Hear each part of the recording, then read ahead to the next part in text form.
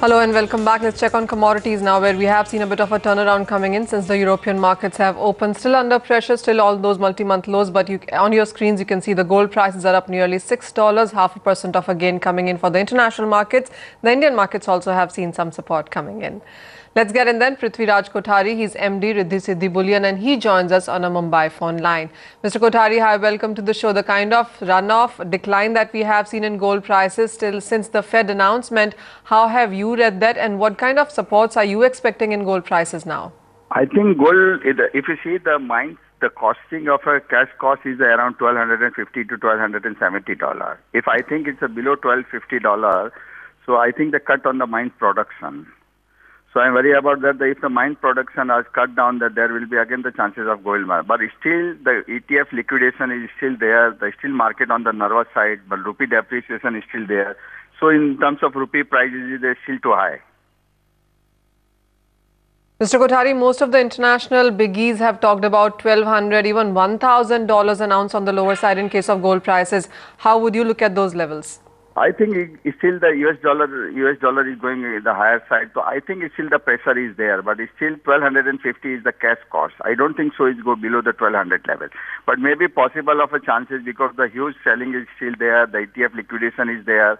And also the Indian now Indian policies are changes. The Indian buying are very low. The demand is very low because of June and July. There is no festival and the marriage season is there.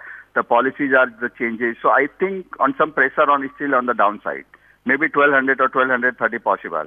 Mr. Kothari, how are you reading into lots of curbs that are coming in from government and self-coming curbs as GJF or perhaps Reliance Capital have brought in as well in the markets? How do you read that into the consumer psyche?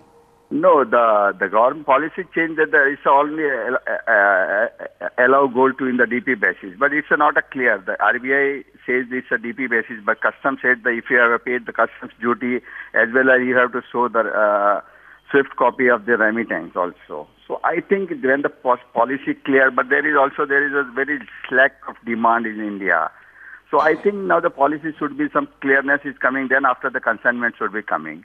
Still there is very low consignment coming in India.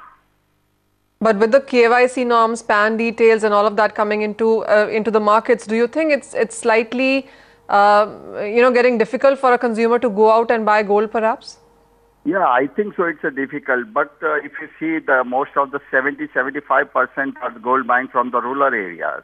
So how they can give the details and everything else. Unless if you see the city side, there is everywhere is the KYC. We are first doing the KYC, then we doing the business. So in the city it's okay, but if it's very difficult in the rural area, they don't have any PAN card, they don't have any bank accounts. All right, Mr. Kothari, we'll let you go at that. Thank you so much for joining us. That's a view coming in from RSBL, really, that prices cannot decline much further from here because they are nearing their cost of production. Let's get in then. Biren Vakil, he's